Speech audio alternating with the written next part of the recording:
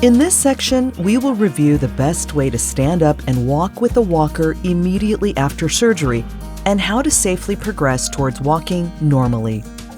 You will be using a front-wheeled walker right after surgery when walking. Once you are seated at the edge of the bed, have the front-wheeled walker close by and move it directly in front of you. Both of your feet should be touching the floor with the foot of the non-operated leg right underneath the knee. Keep the foot of your operated leg slightly forward from your body as it will make it a little easier to stand up. Next, place one or both hands on a stable surface like the bed or chair so you can push off to help yourself up.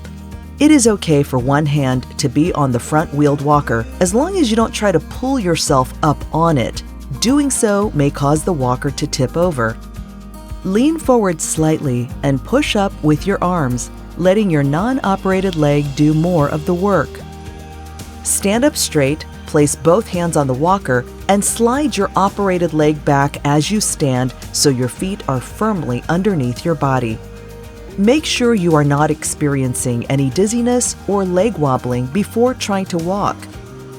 If feeling well, start by pushing the walker forward, followed by taking a step forward with your operated leg.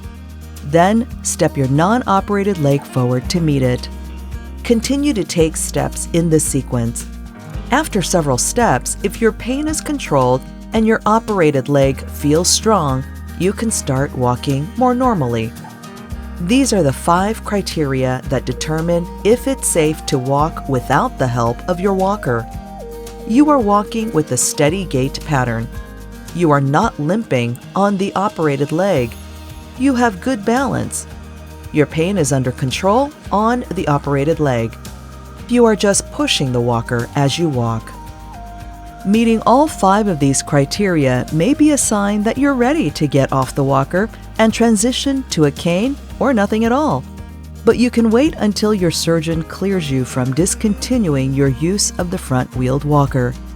If you experience any of these symptoms again, you may not be ready to transition from using the walker. Always play it safe and use the walker until you're ready to walk without it to prevent any injury, harm, or falls.